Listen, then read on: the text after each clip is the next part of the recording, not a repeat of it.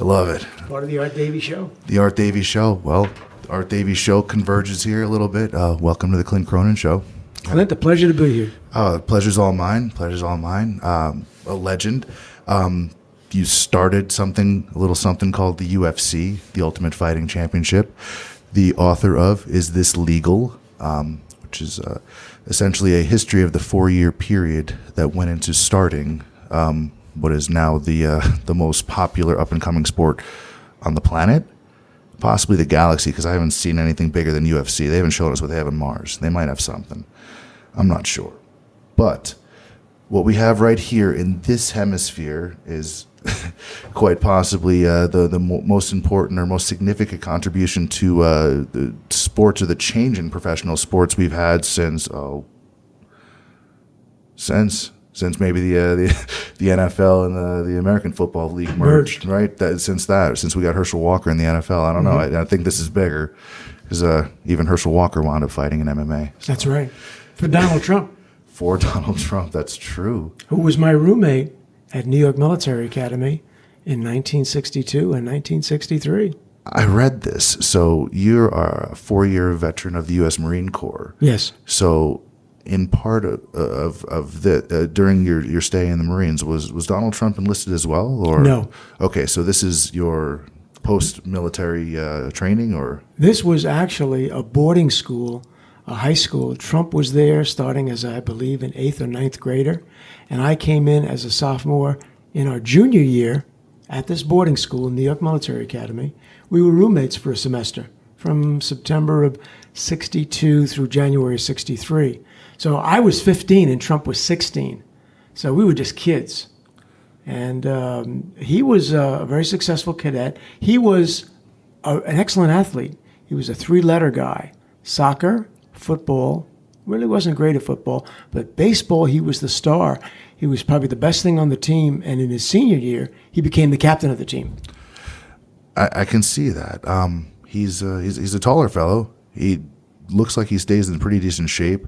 He definitely has that type A personality where I wouldn't have seen him necessarily as a very introverted fellow back in his. You don't come from being an introvert in school, especially in military academy, to being the president of the United States of America.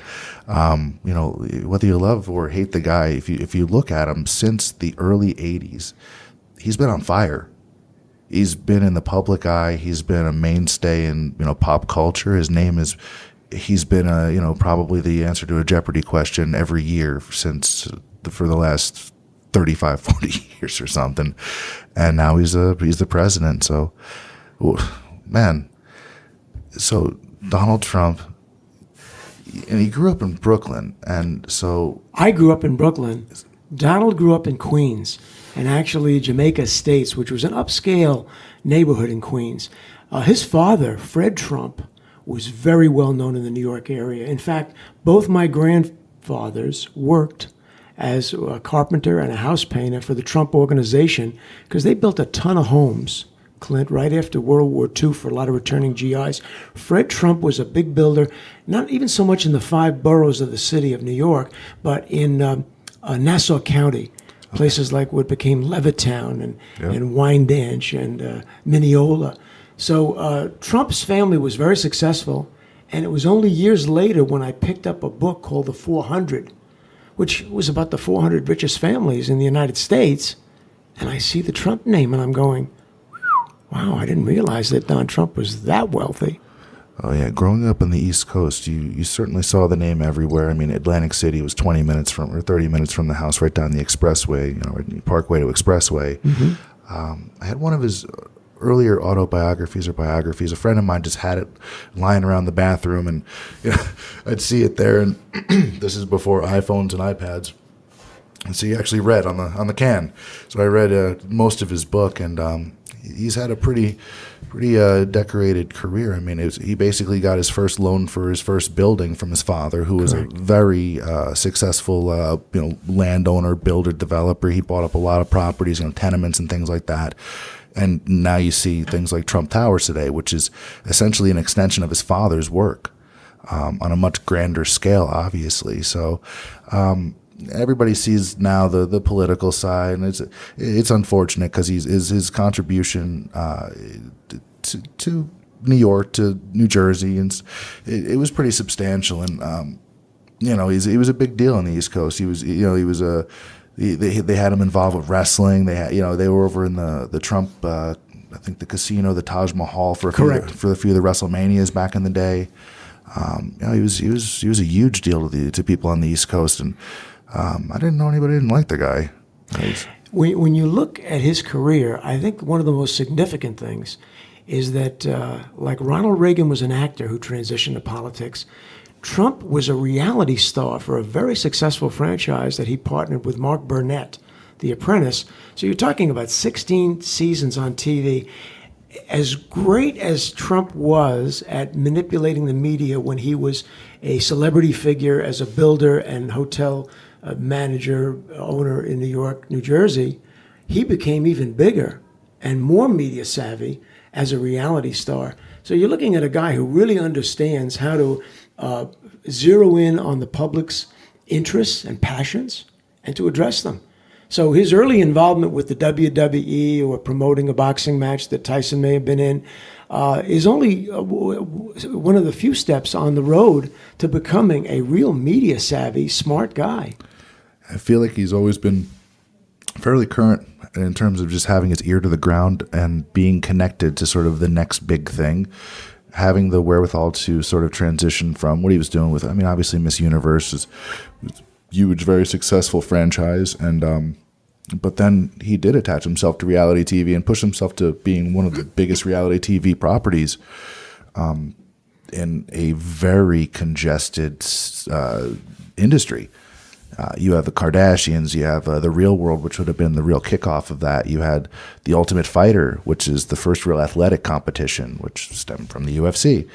And then to be able to come out and build something like The Apprentice and put himself over as the star of that in a sea of, it was all celebrities on The Apprentice, right? Yes. Because they had the Celebrity Apprentice, and yes, he was still the star. He came out with a catchphrase. He took the "You're fired," and that's more iconic than Vince McMahon's "You're fired," who's been doing it 10 years earlier. So he's done a lot. And I'm optimistic that things are going to get a little bit better before they get worse in terms of the presidency. I'm not the most political guy when it comes to doing these things. I like to avoid divisive sides of arguments. I think there's enough of that in the world. So I'm optimistic that we're going to be able to put something together and come out a little bit better. If I'm going to look at the positive side of it, it's where our relation with Russia might go. If we're able to improve that, that's already a win. If that actually happens, if the talks continue and we can avoid a deeper, sort of Cold War, I'm happy. That's good. We have a lot of Russian people in the country that may not be too thrilled on going home to visit, and if we can do that, what we're doing, in terms of working with Cuba, maybe it's good. What the hell do I know? I do jiu-jitsu. So you're actually a Brazilian jiu-jitsu blue belt dating back to the early 90s. This is yes. Wow.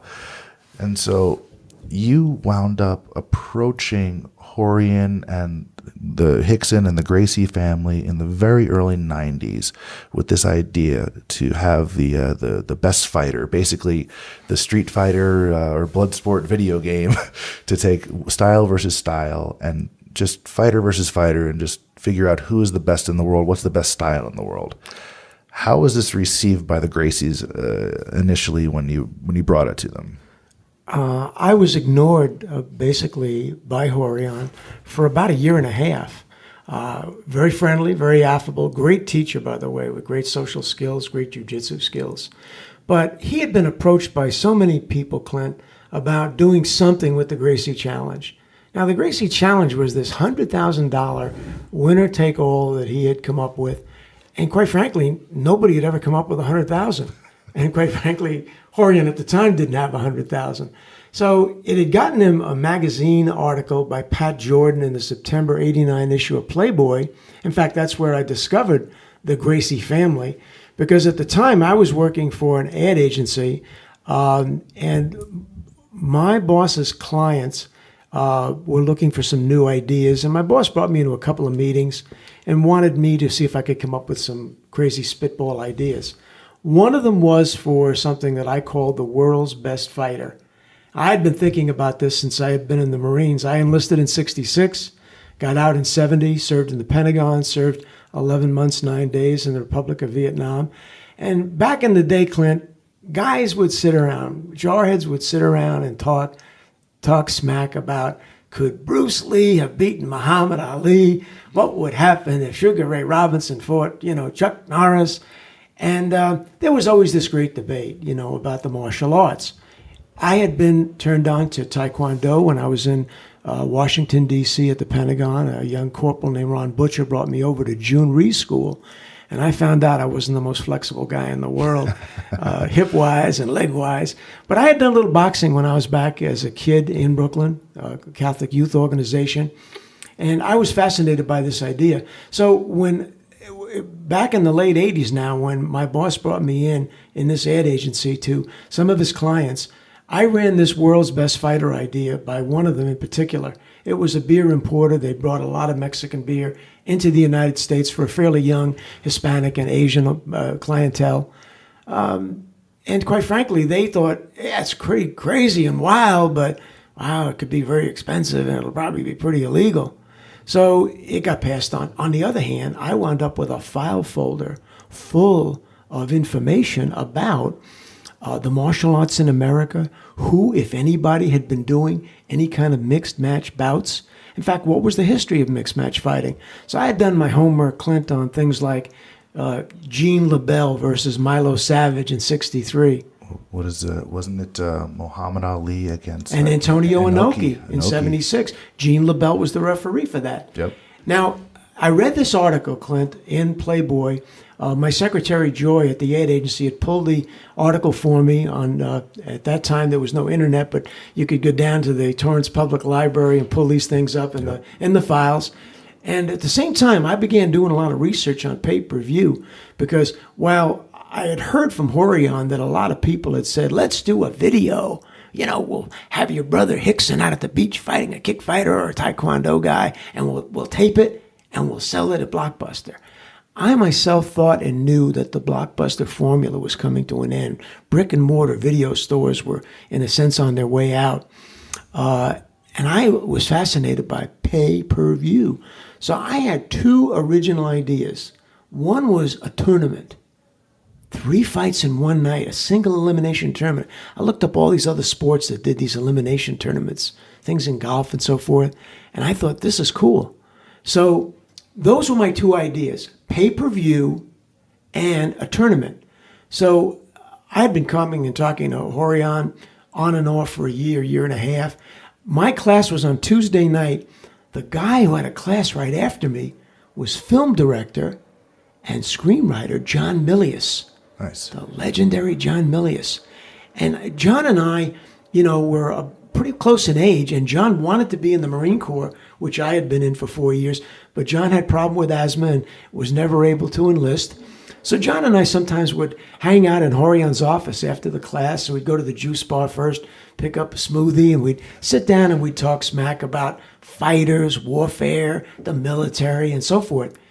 And then one night I ran this idea by Horion about, the world's best fighter. And Horion, thought, well, this could be interesting, but I could tell it just didn't seem to catch his attention. So what I did over that Christmas holiday, I said, let's sell your videos. He said, well, I'm selling them right now. I got a little ad in Black Belt Magazine. We're selling the basics of Gracie Jiu-Jitsu. This was his first series, Clint, on, instructional videos. I said, no.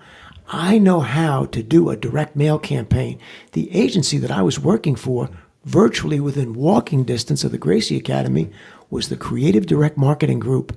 And they did work for Howard Rush. They did work for some of the best mail order people in the country, including like even Citibank on their credit cards.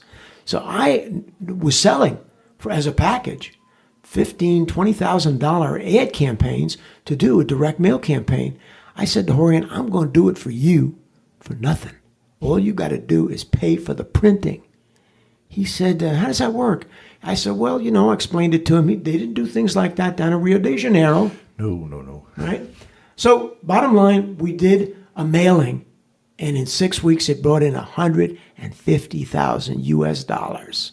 And suddenly, I had Rickson Gracie's attention big time.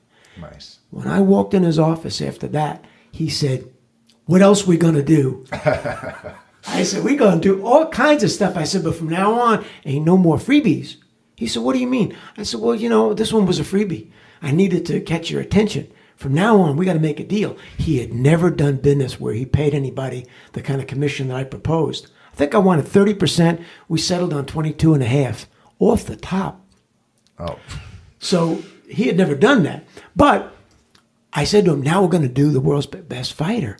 He said, how are we going to do it? I said, we're going to set up a corporation.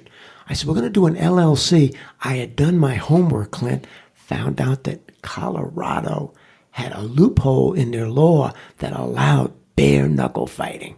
Nice. And they also were one of the 3 states in the US of A that had the LLC, the limited liability company. In Colorado, they was using it to protect, gas and oil drillers.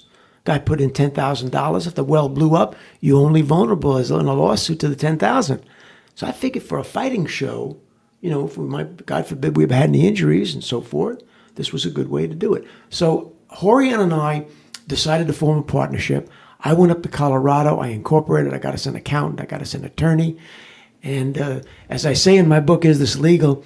I brought my Glock 17 up there at the time and put it in the safe deposit box. And I actually recruited Pat Smith up there for the first time, who was the Savaki Challenge winner of bare knuckle karate tournament. Nice. And I said to Rickson, who are we going to put in from your family in the tournament? I said, shouldn't it be Rickson? 4,000 wins, 0 losses, right? That's what, That's the legend, right? It's Rickson. Yeah. I remember going to exercise classes that he would run at about 6:30 on a certain weekday morning. A lot of cops were in that class. In fact, big John McCarthy used to show up in that class. Cool guy. Cool guy. In fact, John and I were blue belts about the same time. So interestingly enough, in this class, he was doing things like one-legged squats. And after a while, after 20 minutes, I would burn out, and I wasn't alone. I remember Bob Augustine, who was a lieutenant in the Torrance Police Department, looked over at me once and he said, I'm leaving. You going too? We both booked. The classes were too intense.